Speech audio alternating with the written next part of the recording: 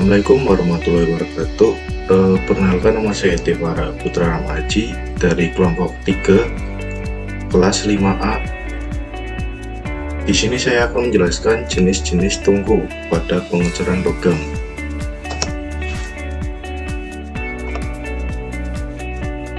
Yang pertama, sejarah tungku. Tungku pertama ditemukan di negara Cina sekitar tahun 206 sebelum Masehi. Tungku tersebut terbuat dari tanah liat dan menggunakan kayu bakar sebagai bahan bakarnya.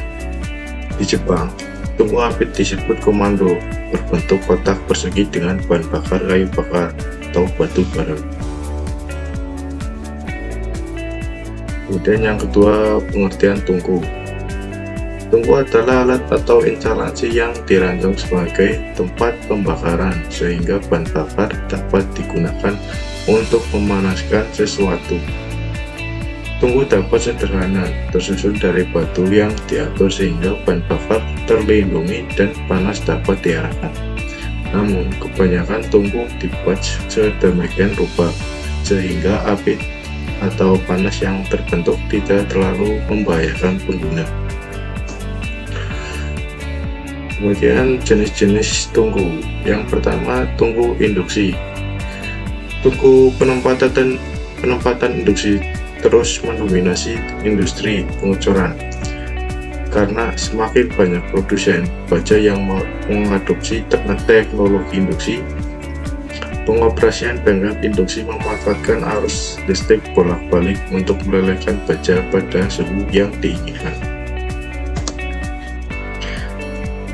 Untuk keuntungan tungku induksi yaitu yang pertama, tanpa menggunakan elektroda karbon, yang kedua tanpa lengkungan, yang ketiga penyesuaian daya dan suhu sederhana, yang keempat mempercepat reaksi metalurgi antara baja, cair, dan perak. Untuk kerugiannya, yang pertama, slab tidak dapat dipanaskan dengan induksi, kemudian dinding lebih tipis. Kemudian pada pengaplikasian tungku induksi, yang pertama yaitu alat suku cadang otomotif seperti per, baut, poros kemudi, dan skrup. Kemudian pada alat berkakas seperti bor, pahat, dan mata gergaji. Untuk tungku induksi ini juga unggul dalam efisien energi, kontrol suhu yang akurat, dan kemampuan peleburan logam ferromagnetik. Cocok untuk produksi massal dengan kebutuhan tinggi yang akan presisi. Kemudian yang kedua, jenis tungku kupola. Tungku peleburan baja kubah telah digunakan di pabrik pengecoran selama berabad-abad.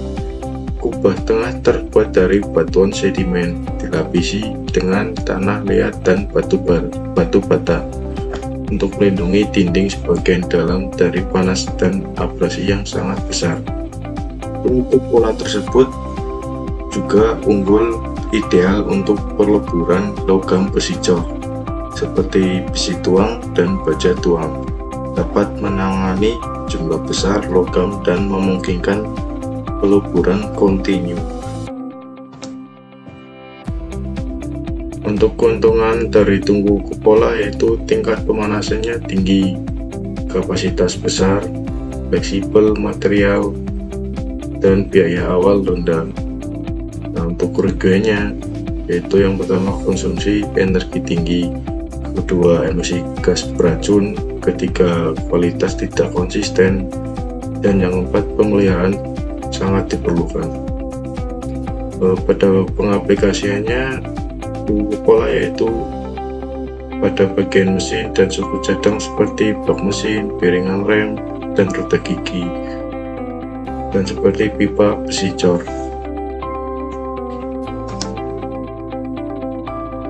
Kemudian jenis tungku busur listrik.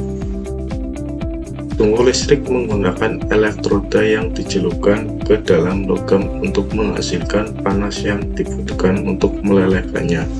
Tungku busur listrik tersebut juga unggul, fleksibel, tinggi, dan cocok untuk berbagai jenis logam. Dapat memberikan suhu tinggi, namun konsumsi energinya cenderung lebih besar dibandingkan dengan tungku induksi.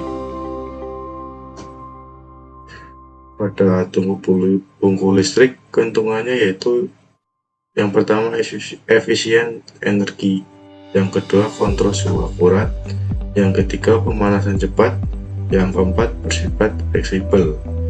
Untuk kerugiannya yaitu yang pertama biaya awal tinggi, dan yang kedua emisi gas beracun, ketiga pemeliharaan sangat diperlukan, yang keempat kebisingan, dan yang kelima dibutuhkan tenaga ahli.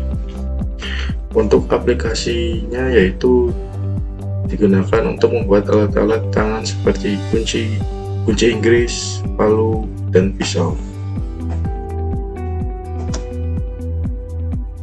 Kemudian jenis tungku crucible.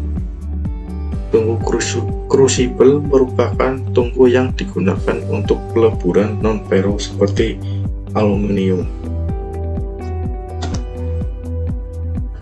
Pada keuntungannya yaitu yang pertama fleksibel, kedua dapat menggunakan bahan bakar yang aman atau seperti kerosin, dan yang ketiga pengoperasian mudah, keempat pengaturan suhu mudah dilakukan, yang kelima pemisahan terak mudah.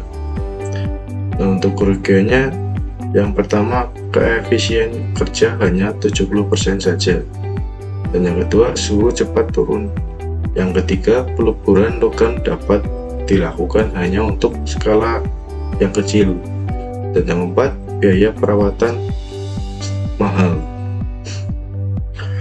Pada pengaplikasiannya yaitu contohnya seperti perhiasan logam mulia, cincin, kalung, dan gelang, dan yang kedua pembuatan artefak seni seperti lonceng, patung, dan lain-lain. Nah, kemudian saya akan menjelaskan pada saat pembuatan benda kerja menggunakan tungku pengecoran logam. Jika terjadi kerusakan atau kecacatan, nah, apa yang harus kita perhatikan pada prosesnya yaitu yang pertama tungku pengecoran. Kerusakan pada tungku induksi atau tungku madam kupola dapat mempengaruhi suhu peleburan, konsisten, panas, atau bahkan menyebabkan kontaminasi logam. Yang kedua cetakan dan inti.